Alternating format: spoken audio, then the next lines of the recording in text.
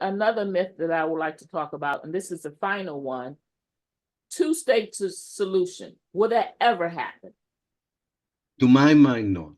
Yeah. I think that the idea itself is wrong to my mind, but I can see a moment in history where at least it could have been attempted as a first step towards a more just solution.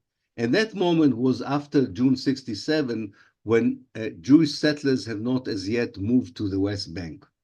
When the West Bank was still empty of Jewish settlers, and that was only for a few months, unfortunately, then maybe, and the Gaza Strip was empty of Jewish settlers, maybe it was possible to offer the Palestinians to be content for a while with a state that compromises the West Bank and the Gaza Strip, and later on discuss how to grant equal rights to the Palestinians inside Israel and the Palestinian refugees who were expelled in 1948 and after 1948. But this moment was gone the moment Israel Judaized, colonized the West Bank.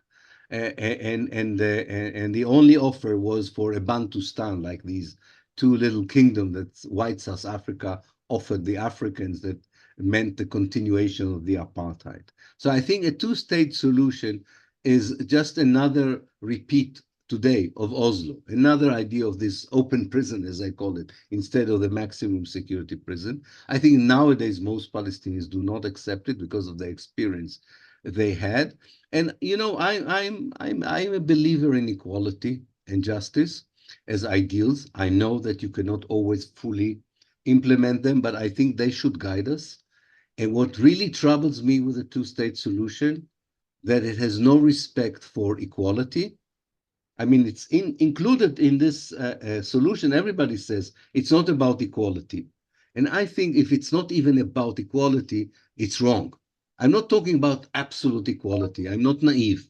But at least I want a solution that says we're striving for equality between people who suffered from inequality. And that does not exist at all in a two-state solution.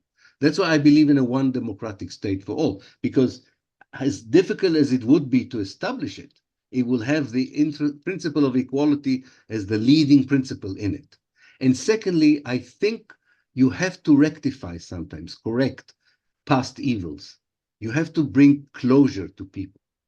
You cannot talk with African Americans about equality and not talk openly about slavery, the apartheid in the southern part of the United States, and say, "Oh, forget about it. Okay, let's expunge it, you know, from our textbooks, from our history. Let's talk about the future. We will be all equal regardless of our color, race, and nationality." No, that's not that simple. We have to go back. You know, what was so clever about Nelson Mandela's, especially Desmond Tutu's idea. That's where I was going to truth, go. Yes. Yeah, truth and reconciliation. Yes, I can forgive you for things that you have done, but you have to acknowledge them. But, you know, at first I thought that was nonsense. But now, as I've grown mature and read more, I understand the importance of that. Watch the full video by subscribing. Just scan the QR code below. Contact us 718-399-3320, email hwrlifestyle@gmail.com.